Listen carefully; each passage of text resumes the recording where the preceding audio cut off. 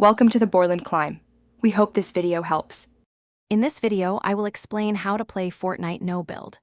No Build mode fundamentally changes the game by removing the ability to construct structures, shifting the focus entirely to gun skill, movement, and strategic positioning.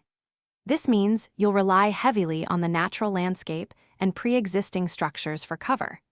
It's a fantastic way to enjoy Fortnite without the steep learning curve of building, making it more approachable for newcomers and a fresh challenge for veterans.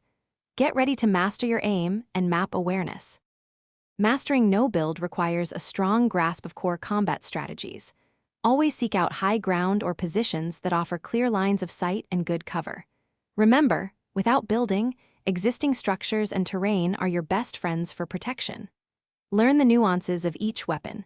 A shotgun is devastating up close, while an assault rifle excels at medium range. Practice quick peeking from cover and strafing to make yourself a harder target, significantly increasing your survivability in firefights. Effective inventory and healing management are crucial for success in No Build. Aim for a balanced loadout, perhaps an assault rifle, a shotgun, and a sniper or SMG.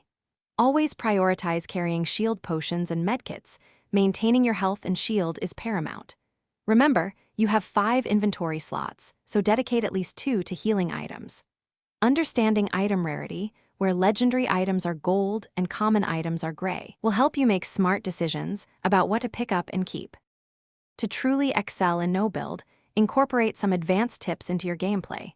Utilize environmental mobility options like zip lines and launch pads for swift rotations and quick escapes from dangerous situations. Develop your quick decision-making skills, especially when outnumbered or caught in the open. Playing with teammates? Effective communication is key for coordinating pushes and sharing valuable loot.